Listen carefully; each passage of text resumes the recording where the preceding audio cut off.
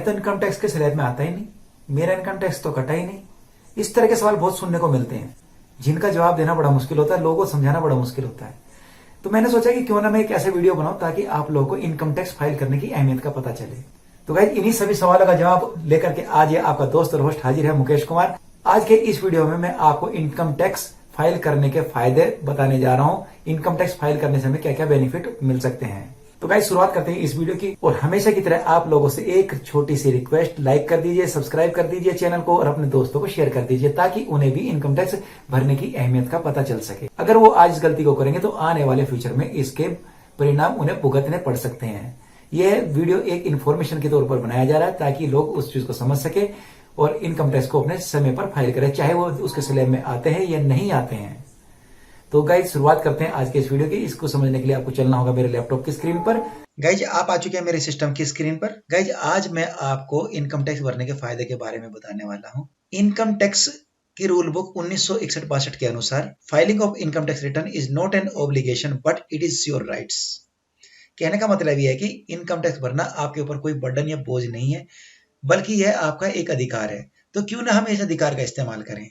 Guys, जहां पर आपको इनकम टैक्स भरने से अनेकों फायदे हैं, वहीं आपको अपनी इस सच्ची और मेहनत की ईमानदार कमाई को दिखाने के लिए उसके ऊपर आपको कभी भी इनकम टैक्स तंग नहीं करना। इनकम टैक्स जरूरत के दायरे में आप फंसते हैं तो आप इनकम टैक्स की निगाहों में आ जाते हैं और वो फिर आपको नोटिस भेजता है और आपसे विभिन्न प्रकार के क्रिटिकल क्वेश्चंस को पूछता है जिनका जवाब देना बड़ा मुश्किल हो जाता है। तो गाइज, अब मैं आपको बताना चाहूंगा कि किस किस को ये सब चीजें लागू होती हैं। तो आइए सबसे पहले हम देखते हैं कि क्या हम इनकम टैक्स के स्लैब में आते हैं या नहीं आते हैं। गाइज, यहाँ पर मैं आपको सबसे पहले बता दूं कि भारत में 2.5 लाख रुपए तक की इनकम जो है बिल्कुल टैक्स फ्री है। आपको वहां पर कोई भी टैक्स देने की आवश्यकता नहीं है। 2,50,000 एक से लेकर के 3 लाख रुपए तक की इनकम अगर आप कमा रहे हैं तो वहां पर आपको जिनकी उम्र 60 साल से कम है उनको 5% का टैक्स देना पड़ेगा। और जो सीनियर सिटीजन है, जो 60 साल से 80 साल हैं, उनको भी यहाँ पर कोई टैक्स नहीं लगेगा। और जो अबव 80 ईयर्स है उनको तो यहाँ पर बिल्कुल भी टैक्स लगेगा ही नहीं। जिनकी इनकम 3,01,000 रुपए से लेकर के 5 लाख रुपए तक है और 60 साल से कम है, उन्हें 5% टैक्स देना पड़ेगा। सीनियर सिटीजन जो 60 से 80 साल के बीच के हैं उनको 5%, और जो सुपर सीनियर सिटीजन है उनको यहाँ पर भी कोई टैक्स नहीं लगता है।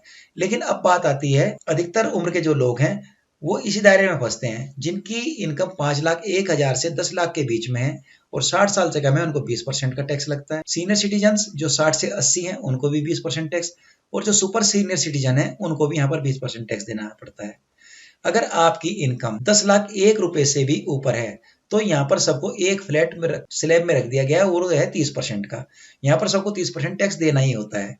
लेकिन गाइज, अभी यहाँ पर क्वेश्चन उठता है कि भाई मेरी तो इनकम उस दायरे में है ही नहीं, मेरा तो इनकम टैक्स कटा ही नहीं, तो मैं इनकम टैक्स क्यों भरूं। बहुत सारे लोग का ये क्वेश्चन होता है। तो आज मैं आपको इसके भरने के बेनिफिट्स बताने जा रहा हूँ। पहले हम बात करते हैं getting income tax refund. Second होगा availing loans from banks, scholarship for children's, KYC compliance of current account, getting visa, carry forward capital loss और business loss, capital/wealth creation on records। अब हम इन सभी पॉइंट्स के बारे में विस्तार से चर्चा करेंगे।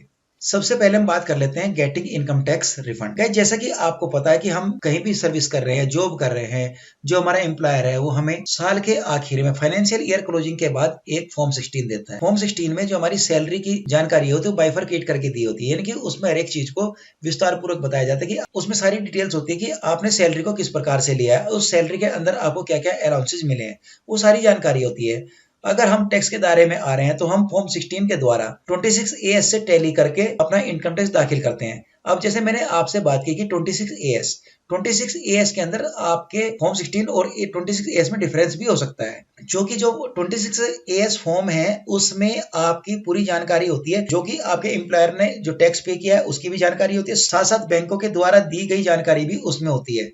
यानी कि आपने बैंक में कोई FD की है या RD की है और कोई आपने इंश्योरेंस पॉलिसी ली है, आप किस चीज के ऊपर टैक्स पे कर रहे हैं, कितना आप इंटरेस्ट कमा रहे हैं, वो सारी जानकारी बैंक 26AS फॉर्म में देता है और वहां पर आपका टीडीएस की पूरी कंप्लीट जानकारी हो। तो ये सब चीजें हमें 26AS में पता चलती है।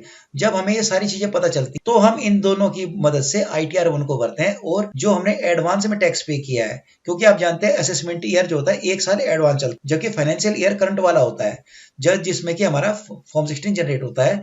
उस फाइनेंशियल ईयर का अगर सपोज करो, मैं आपको एक एग्जांपल देता हूँ, फॉर्म 16 मेरा जो जनरेट हुआ है वो असेसमेंट ईयर 21-22 है, वहां पर जो मेरा फाइनेंशियल ईयर होगा वो 20 और 21 होगा। तो गाइस जो फाइनेंशियल ईयर के अंदर जो भी हमने एडवांस टैक्सेस पे किए हैं उनको भी हम यहाँ पर रिफंड करा सकते हैं, क्योंकि बहुत सारे लोगों को जानकारी नहीं होती है तो इस तरह की चीजों को वो छोड़ देते हैं। जो ये बोलते हैं कि मुझे तो टैक्स भरना ही नहीं, मैं तो दायरे में आया नहीं, उन्हें ये पता नहीं चलता कि मेरा 26AS में भी कोई ना कोई टीडीएस कटा हुआ है, उन्हें भी ये देख लेना चाहिए। इसलिए मैं यहाँ पर सबको राय देता हूँ कि अपना ITR पक्का दाखिल करें, चाहे कटे या ना कटे। तो आज हम उन्हीं के बारे में चर्चा कर रहे हैं और जब हम यहाँ पर अपना ITR भर देंगे तो हमें उसका भी बेनिफिट्स मिलता है। अब हम अगले पॉइंट्स पर आते हैं। अगले पॉइंट्स में हम बात करते हैं अवेलिंग लोन्स फ्रॉम बैंक्स। दोस्तों जैसा कि हमें तो पता नहीं चलता कि आने वाले फ्यूचर में हमारे साथ क्या होने वाला है, हो सकता है हमें कभी बैंक से लोन लेने की जरूरत भी पड़ जाए। तो इसलिए अगर आपने अपने ITR को समय पर दाखिल किया है तो बैंक भी आपको लोन देने में हिचकिचाता नहीं है। आप बैंक से लोन उठा सकते हैं, होम लोन ले सकते हैं, एजुकेशन लोन ले सकते हैं, पर्सनल लोन ले सकते हैं, कार लोन ले सकते हैं। ये नहीं कि ये सब लोन बड़े आसानी से आपको मिल जाते हैं, क्योंकि वहां पर आपको आपकी इनकम ऑफ सोर्स शो करने का एक अच्छा तरीका है जो कि आप शो करते हैं, और ITR में शो करने की वजह से बैंक भी आपसे ज्यादा क्वेश्चन नहीं करता है और वो आपका सिविल स्कोर देख करके और पीछे की इनकम टैक्स फाइल की है, पीछे की 1 से 3 साल तक की इनकम टैक्स फाइलिंग आपसे मांग लेता है। तो वहां पर ये हमारे लिए बहुत ही सुविधाजनक हो जाता है गाइज। तो वहां पर हमें बहुत सारी सहायता मिलती है, इसलिए हमें अपने इनकम टैक्स को समय पर भरना चाहिए। अगला हम बात कर लेते हैं स्कॉलरशिप फॉर चिल्ड्रंस। गाइज कई बार कंडीशन इस प्रकार की आती है कि हमारे बच्चे ने कोई स्कॉलरशिप के लिए अप्लाई किया है और हमारा बच्चा उसमें सिलेक्ट हो जाता है, जैसे हम नेशनल स्कॉलरशिप की स्कीम की बात करते हैं, तो वहां पर कंडीशन ये आ जाती है कि मदर फादर ने जो ITR दाखिल किया उसकी कॉपी भी मांगी जाती है। उससे वे जांच लेते हैं क्या इस पर्टिकुलर इंडिविजुअल का बच्चा स्कॉलरशिप लेने के लिए काबिल है या उस दायरे में आ रहा है या नहीं आ रहा है, वो आपके ITR से भी पहचान लेते हैं। अगर हम वहां पर छुपाने की कोशिश करते हैं तो वहां पर हमें इस तरह की फैसिलिटीज से वंचित भी होना पड़ सकता है। गाइस अपने बच्चों के भविष्य के लिए तो हम ITR को दाखिल कर ही सकते हैं, भले हमारा इनकम टैक्स कटा हो या ना कटा हो। गाइस अगर हम वहां पर स्कॉलरशिप लेने के लिए अपने ITR की कॉपी देते हैं तो हमको ये आसानी से मिल जाता है और हमारे बच्चे भी अच्छी से अच्छी एजुकेशन की तरफ बढ़ करके अपने भविष्य को सुधार सकते हैं। अब बात करते हैं KYC compliance of current accounts. Guys कई बार कंडीशन ऐसी आती है कि हमें अपने अकाउंट्स का KYC करने के लिए भी कभी कभी ITR की जरूरत पड़ती है। अगर मान लो मैं एक बड़ा बिजनेसमैन हूं तो वहां मुझे अगर KYC करना हुआ तो वहां पर भी मेरा ITR मांगा जाता है। तो गाइज इसलिए अपने अकाउंट की KYC करने आसानी होती है। अब मैं बात करता हूँ यहाँ पर गेटिंग वीजा। गाइज कई बार फॉरेन जाने के लिए, विदेश जाने के लिए हमें वीजा की जरूरत पड़ती है। सपोज करो मेरा बच्चा कहीं फॉरेन में पढ़ने के लिए जा रहा है या कहीं सेलेक्ट हो जाते हैं या हमें कहीं जाना है तो वहां पर हमारा ITR भी मांगा जाता है। तो हमें अगर वीजा लेना है तो हमें भी वहां पर इस चीज को लिए अप्लाई करना होता है और अप्लाई करते समय हमें अपने ITR की कॉपी भी दाखिल करनी पड़ती है। इसलिए जरूरी हो जाता है कि हम अपने ITR को फाइल करें। अब मैं बात करता हूं कैरी फॉरवर्ड कैपिटल लॉस और बिजनेस लॉस। गाइस कई बार कंडीशन इस तरह की आती है कि अगर मान लो हमने शेयर मार्केट में पैसा लगाया है और हमें उस साल में कैपिटल का नुकसान हो जाता है, यानी कि हमें शेयर मार्केट घाटा हो जाता है, तो वो घाटा भी हमें अपने ITR फॉर्म 2 में जरूर दिखाना चाहिए। और अगर हम अगले साल जाकर के कैपिटल के ऊपर जो हमने इन्वेस्ट किया प्रॉफिट कमाते हैं तो हमें वहां पर टैक्स देना पड़ता है। अगर हम पिछली बार का हमने इनकम टैक्स फाइल किया हुआ है और अगले वर्ष में हमने वहां पर प्रॉफिट लिया है और हमने पिछले वाले इनकम टैक्स में कैपिटल लॉस को दिखाया था, तो अगली बार हम उसका जो प्रॉफिट कमाया उसके ऊपर टैक्स भरने से हम बचेंगे और हमें छूट मिलेगी। गाइज इस तरह से हम अपने कैपिटल के ऊपर जो लॉस हुआ है तो उसको भी हम बचा सकते हैं। सेम यही फंडा बिजनेसमैन के लिए लागू होता है, जिनकी बड़ी बड़ी फैक्ट्रियां हैं, बड़े बड़े इंस्टीट्यूशंस हैं और उनको अगर किसी प्रकार का कैपिटल के ऊपर लॉस होता है तो उन्हें भी ITR 2 के फॉर्म के अंदर शो करना चाहिए और फिर अगले साल अगर उन्हें प्रॉफिट होता है तो वे इस लॉस से वहां भरपाई कर सकते हैं और आसानी से अपने टैक्स को भी बचा सकते हैं। अब बात करते हैं गाइज कैपिटल और वेल्थ क्रिएशन ऑन रिकॉर्ड्स। यहाँ पर मेरा कहने का मतलब यह है कि जितने भी मेरे परिवार में सदस्य हैं और जो इनकम टैक्स भरने के काबिल हैं उन सब के पास पैन कार्ड है और पैन कार्ड जिसके पास है मैं तो कहता हूं कि उनको अपना इनकम टैक्स जरूर फाइल करना चाहिए, चाहे वो इनकम टैक्स के दायरे में आते हो या ना आते हो। उससे ये होगा कि अगर आपने सभी परिवार के सदस्यों का इनकम टैक्स दाखिल किया और आप 5 या 7 साल वर्षों के बाद आप एक अच्छी प्रॉपर्टी खरीदते हैं तो उस समय इनकम टैक्स और पूछता है कि भाई ये पैसा कहां से आया है।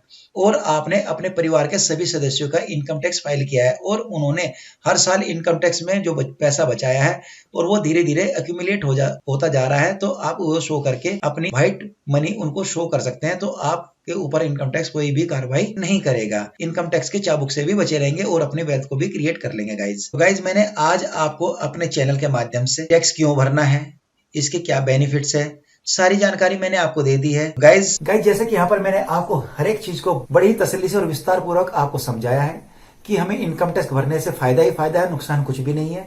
इसलिए मैं आप लोगों से आग्रह करूंगा कि आप लोग अपना इनकम टैक्स समय पर फाइल कर दें। जहां गवर्नमेंट ने अभी इनकम टैक्स भरने की जो तारीख है वो 30 नवंबर कर दी है और आपके पैन कार्ड को आधार से लिंक करने की जो तारीख है 31 मार्च 2021 तक कर दी है। तो गाइज आप लोग इस समय का फायदा उठाइए, इस अवसर का फायदा उठाइए और अपने टैक्स को समय पर भरिए और डिले ना करें बिल्कुल भी। इसी उम्मीद के साथ मैं इस वीडियो को करता हूं आज समाप्त। फिर मिलूंगा आपसे दूसरे वीडियो में, तब तक के लिए मुझे दीजिए इजाजत। धन्यवाद। जय हिंद। भारत माता की जय।